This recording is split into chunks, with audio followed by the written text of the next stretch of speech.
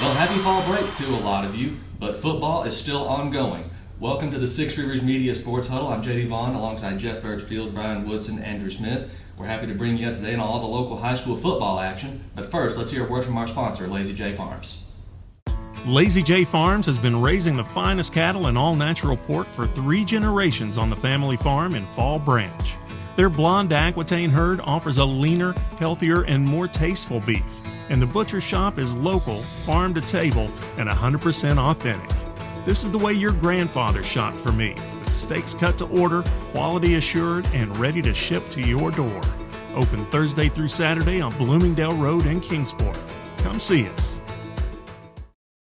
Well, Dobyns-Bennett got through the gauntlet of its region schedule this week. A 21-14 win over Jefferson County. The Indians now 3-0, haven't officially clinched a home playoff game yet, but they're pretty close. If they beat Science Hill, that game is still 3 weeks away though, but if they do, they will win the region outright for the second straight year. But the Indians get that 21-14 win over Jefferson County, fall behind 14-0. A couple of touchdowns by Sean Jackson, a touchdown catch, and then a fumble return. But Dobyns-Bennett comes right back. Some guy named Xavier Goodwin rallies the Indians with 3 of his kickoff returns. One of them was for 67 yards, the other one for 98 yards to start the third quarter, and the eventual game-winning touchdown, as it turned out. And on defense, he had a couple of pass breakups, 5 tackles, so just an all-around great performance by Xavier Goodwin. He seems to have this knack for when to electrify the home crowd at J. Fred Johnson Stadium at a time when they really needed it. And Dobyns-Bennett able to get the win over Jefferson County, a huge win for the Indians. Speaking of winning big, a big win for Dobyns-Bennett, but Science Hill won big at Morristown East, a big rebound for the Hilltoppers. Yeah, it was their third shutout of the season. They won 45-0. Lane Clement, very efficient at quarterback, completed 10-13 passes, 150 yards. Malik Anderson led them in rushing and receiving, as he has a lot of times this year. He had 5 rushes for 69 yards, touchdown, 3 catches for 68 yards. He leads the team for the season, 468 rushing yards, 234 receiving yards. Big games also, Marcus Jones, Branson Newberry, Ian Mathis had 4 carries for 50 yards and a touchdown. I see Aiden Berry back. He had 4 carries for 37 yards. Young guy, Josiah Battle, able to get a 32-yard interception return for a touchdown. Then a couple other defensive leaders included Darren Hill with 8 tackles, Braden Austin with 7, and Elijah Diaz. Big game for him, 7 tackles. So just all-around great effort for Science Hill. Yep. So that Science Hill Dobyns-Bennett game just keeps getting bigger and bigger each week. And Andrew, speaking of bigger and bigger, obviously Elizabethton and Greenville on a collision course, but Elizabethton handling its business right now. Rhett Slagle out, Bryson Blevins in, and Bryson Blevins 200 yards passing in his first high school start. Yeah, it was very impressive from the freshman getting that 49-6 win over Granger. And yeah, you mentioned it, Rhett Slagle out. I hate to see that for him in his senior season, but Sean Whitten will tell you it's the next man up, and Bryson Blevins was that next man. And, he really did a lot of really good things commanding that offense. Elizabethton offense wasn't on the field much, but when they were on the field, they made stuff happen. Just shy of 300 yards of offense on just around 25 plays or so. It's getting it done. And then defensively, the Cyclones allowed a few yards here and there, but were really able to bend but not break, only giving up the 6 points to Granger. And you mentioned it, they're on that collision course, it appears, with Greenville, but a couple weeks between now and then. Yeah, you don't want to look ahead. Obviously, neither Gate City nor Union was looking ahead, Brian. A good first half, but a big third quarter by the Bears. Yeah, it was a pretty emotional night with the celebration of life for Phil Robbins, who passed away recently. Then they went out there, it was 14-14 at halftime. The atmosphere was amazing. It was really a lot of fun. And then third quarter, Cam Bostic with a 74-yard touchdown pass. And then after that, you had a couple defensive plays, including a strip sack where he just took the ball into the end zone. So they scored 21 points in the third quarter, and that was it. But they were just Union's just pretty impressive. And their running back Keith Chandler is like a bowling ball, and it's a hard guy to bring down. You put that combination together, and they're going to be pretty tough to beat down the stretch. Yeah. West Ridge with the bounce-back win after coming up short against Dobyns-Bennett. The Wolves on a Thursday night game get the win at Morristown West 23-13. A big night for Caleb Mabb. Westridge obviously didn't throw the ball, I think, twice the entire game. One of them was complete to Caleb Mabb, who had 2 interceptions. He returned one of them for a touchdown. Westridge scores 3 touchdowns in the fourth quarter after falling behind 6-3 of all things. Dayton Brown and Brody Fields with touchdown runs for the Wolves. Justice Hilton kind of banged up just a little bit, but able to finish the game for Westridge. A big bounce back win for the Wolves. And Jeff, how about those Volunteer Falcons? Lincoln Wilson just lit it up at Northview Academy. The Falcons get the win 41-8. What do you like about this Falcons team, man? Well, I mean, you think about them, they're probably, you think about Rock Cove a few years ago, how they had the long losing streak and then come back and become a powerhouse since then. That's been the story for Volunteer. You know, they entered the season with a 24-game losing streak. They bounced back. Now they're 5-1, 3-1 in league play. Like you mentioned, Lincoln Wilson, 320 passing yards, 4 touchdowns. He rushes for another touchdown. Marion Graves, just a terrific receiver, 170 receiving yards, 3 touchdowns. And the Falcons, they didn't waste any time. They scored 28 points in the first quarter. Jeremy Wagner, the head coach, has done such a great job with them. You've got a lot of other offensive threats, on that team. Nathan Simpson, Owen Fleener, Isaiah Ward, Brandon Bagley. I mean, and even the one loss they had to Elizabeth, and they played them tough in the 31-21 loss. They did. So Volunteer very much in the discussion still. They're one win from guaranteeing themselves a winning season. Just remarkable after what all they've been through. Andrew, kind of what we expected between Hampton and Unaka.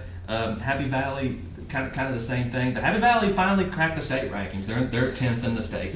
Yeah, I can finally get off that soapbox now. I feel like I've been on it for a couple weeks. But that Hampton-Unaka game, 74-22 win for the Bulldogs, it was just a little bit of everybody contributing there. The first few plays was a Sage Milhorn kickoff return touchdown. Connor McKinney threw for 2 touchdowns in the first quarter. Max Wilson had a pick 6. It was exactly what you probably expected from Hampton. They set a program record with 74 points. They had never scored over 70 before.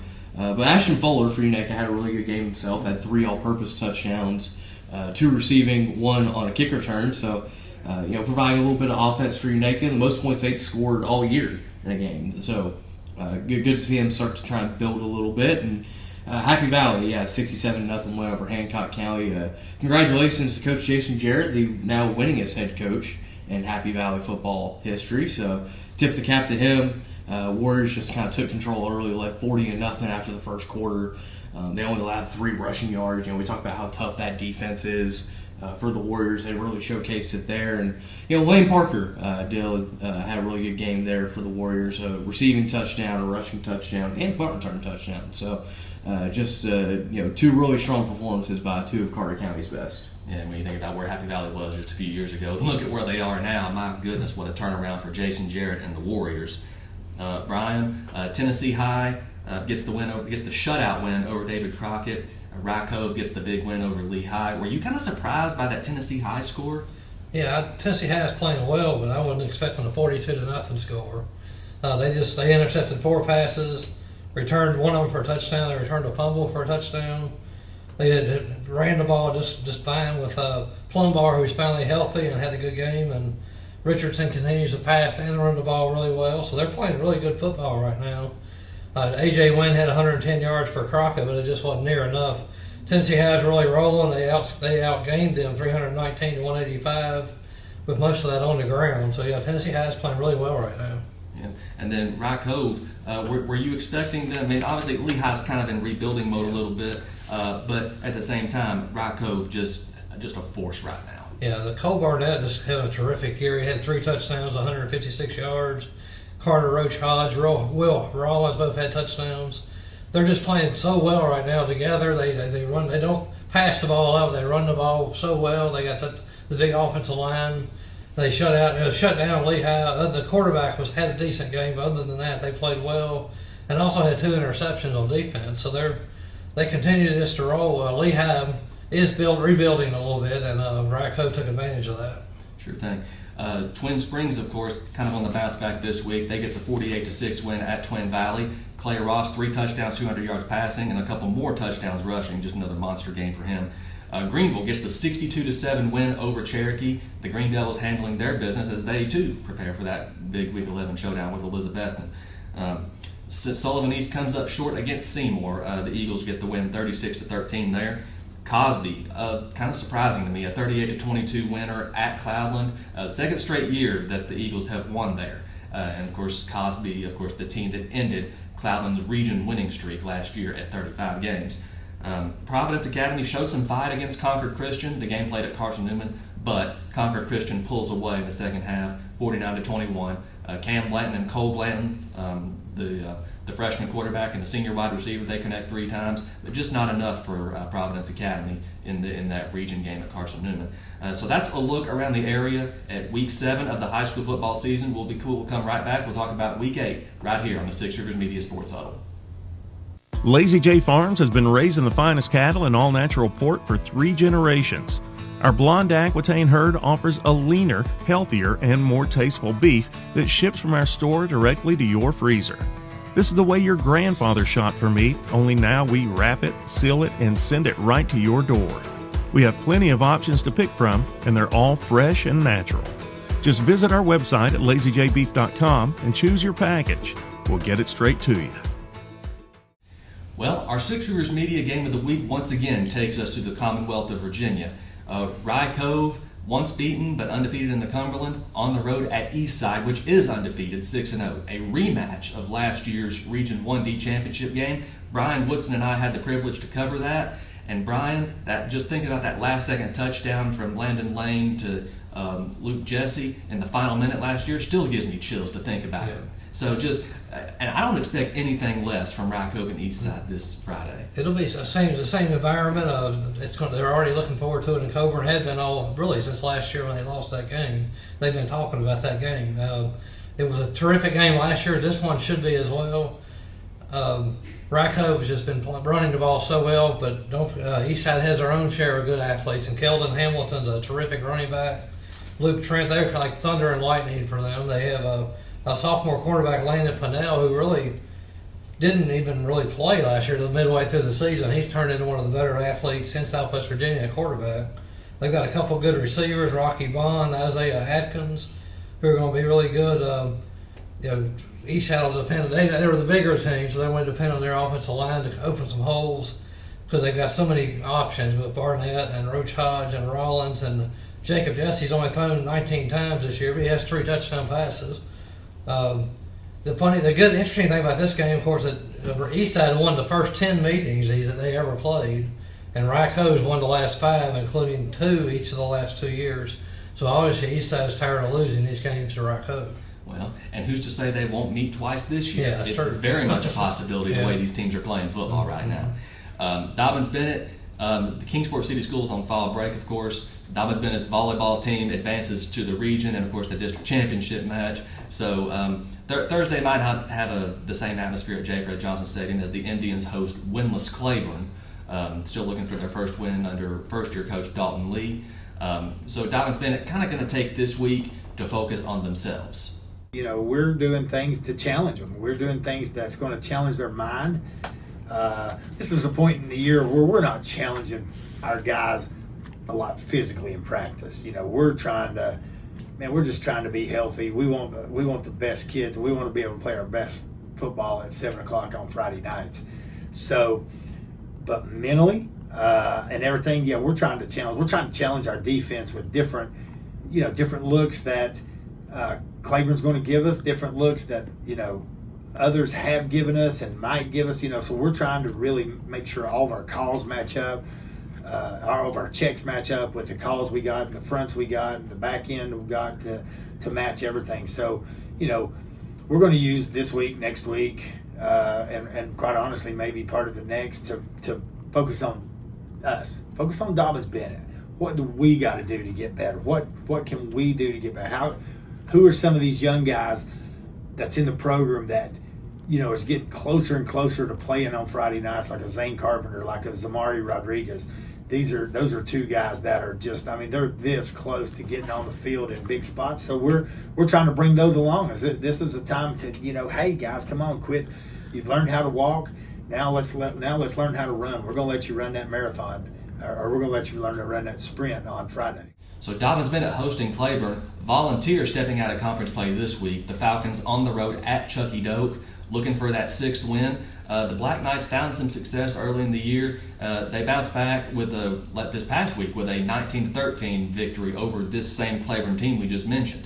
So the Black Knights have some much-needed momentum, and the Black Hole, having formerly worked at the Greenville Sun and covered games there, it's not an easy place to play. So Volunteer does need to go this game with the laser focus that it clearly had at Northview Academy this past week.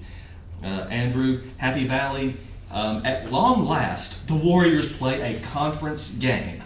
It took 8 weeks to get there, but they finally do it. And then Cloudland at home, trying to get the first win on that new turf against Sunbright. What can we expect out of these two games? Yeah, Happy Valley hitting the road to play Cumberland Gap in conference play. It's only a 4-team region, so had to front load the schedule Jason Jarrett did with non-conference games to get to these last 3 finally in league play. And you look last year, Happy Valley won 42-0. They've led the season or the overall series rather. It's been this year their offense. They've got a 3-head monster there with Gabe McDougal, Keelan Relaford, Lane Parker, who we mentioned earlier. All 3 of them just provide a little something different for defenses to have to key in on. Some McDougal at quarterback, and it's an offense that's averaging just shy of 49 points a game. So they've been able to score with the best of them, and their defense has done more than enough to help back that up too. So obviously, if you're Happy Valley, you don't want to lose focus coming into this game. You want to be able to go into that potential Week 11 matchup against South Green unbeaten as a chance for a conference title. But you can't get tripped up here in the next couple weeks on your way to do that. And Cloudland, last week opened up the new turf at Orfield. Finally, a chance for them to play at home and not be on a long bus ride. Tough loss for them against Cosby.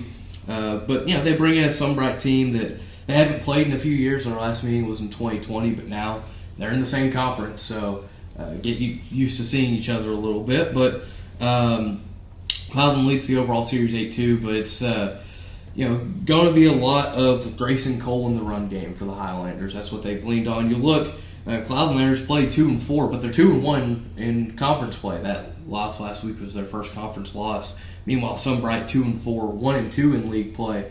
This game could go a long way in deciding who ends up being in that top 4 to make the postseason in Region 1-1A. And who hosts the playoff game. Let's not forget that. Unicoi County, of course, Jeff, again, 4 points from being undefeated. We've talked about that before. The Blue Devils had the week off this past week. They welcome Granger this week. What do you like about this matchup? Well, I think this one heavily favors Unicoi County. I know they're 4-2. Granger's 3-4, coming off the tough loss, to Elizabethton. But look for the Blue Devils' role. I mean, you've got Kobe Jones there at quarterback. Those receivers with Avery Hatcher and Aiden Evely. Blaze Rice has run the ball exceptionally well this season. Then that defense with Brady Simmons, Isaac Harris, Davin Thompson, that really seems to be a team that I really think Unicoi County that's probably just going to get better as the season wears on. I would think so. They've done really well this season. And then, not to mention Daniel Boone on the road at Jefferson County, and the game you're covering, Gate City on the road at John Battle. What are you looking forward to about these? Well, those other Blue Devils up there in Gate City, I think good chance for them to rebound after the loss to Union. They don't have a Keith Chandler, Cam Bostic they're going to be facing against John Battle. Walker Hillman still had a great game last week. He had 24 carries, 160 yards, and then you've got Mason Hickman, Corey Bird in that backfield. Quarterback Zane Reed's done well. They've got a couple of good receivers there with Caden Housewright and Parker Jenkins. So I look for Gate City, really to pile up the points there against Battle. And then you look at Daniel Boone's got a tough task going down there to Jefferson County, because I had the last time Jefferson County played at home and they really took care of business against Science Hill. And Sean Jackson, the wide receiver for them, he's probably the best athlete that I've watched this season. Just terrific player. You got to see him against Dobbins Bennett this past week. Then Mason Henderson, their quarterback's efficient. They got a good running back, and Donovan Jackson, of course. Daniel Boone's got some good players on the side of their ball as well, with Drew Fleming, who run for 238 yards and 3 touchdowns when they finally did broke free a couple of weeks ago against Scott County. You got a good place kicker there with Andrew Louder, and then on the defensive side, I know Austin Hughes, he's one of their top linemen. Sure. And the Jefferson County coaches, when I talked to them, they described their win over Science Hill as just the perfect storm. Everything that could have gone right for them did. Of course, Levi Chappell, I did kind of forget to mention him a little bit. Levi Chappell really rallied Dobbins Bennett this past week, a rushing touchdown and that deep vertical to Tyree Thomas, big plays for them. But Brian, speaking of big plays and big games, Tennessee High on the winning streak right now. Can they keep it up this week against Morristown West and Twin Springs? A conference game at Castlewood, better not to be overlooked. Tennessee High has literally had this game circled on the calendar. This is the game they pointed out even in the preseason video we did. They want to win this game that they think it'll assure them a home playoff game, which it probably will. Morristown West is only 1-5. Their only win was the crosstown rival Morristown East. Tennessee High's won 4 in a row. They're playing really well. They've only given up 14 points the last 4 games in that run too, and scored 163. So I think this should be their night to get that win and finally get that home playoff game. They're only 4-12 all time. They've lost 5 of the last 6, and lost 3 in a row. But I think this is the night. This will be Friday night. Tennessee High will get over the hump. Well, you would think so. And then Twin Springs, another road game at Castlewood. The Titans playing really well, took Craig County down to the wire. And then, of course, Clay Ross had another one of his monster games last week. So you got to think he's going to be pretty heavily involved. Yeah, he will. Castlewood is really struggling right now, and they've barely been able to score. I mean, they lost to Twin Valley 6-0, and last week Twin Springs beat them by 49-6, I believe it was. So if you just look at opponents, that kind of tells you a little bit right there. Clay Ross has had an incredible season, as has Julian Pasquale, and freshman Isaiah Kaiser. He's very underrated. He's a good little player. He's played really well. They should roll in this one, and the next week they play Eastside, so this will obviously be a big game for them. Yeah. Do we think of this as a trap game, maybe? No, I don't. Not against Castlewood. It depends on what team it would be, but not Castlewood. That term's kind of overused, maybe. Yeah. Anyway, Jellicoe, of course, coming to Unaka, another win for the Rangers, potentially to hopefully get in the win column. Tri-Cities Christian on the road, they're facing the Tennessee Heat this week. There's a lot of teams off this week. So it really does feel like fall break in this area. But still, get out there and enjoy some football because we only got so much of it left. That's going to wrap it up for this week's edition of the Six Rivers Media Sports Huddle. For Jeff, Brian, and Andrew, I'm J.D. Vaughn, and we'll see you out there. Lazy J Farms has been raising the finest cattle and all-natural pork for 3 generations on the family farm in Fall Branch. Their blonde Aquitaine herd offers a leaner, healthier, and more tasteful beef. And the butcher shop is local, farm to table, and 100% authentic. This is the way your grandfather shopped for me, with steaks cut to order, quality assured, and ready to ship to your door. Open Thursday through Saturday on Bloomingdale Road in Kingsport. Come see us.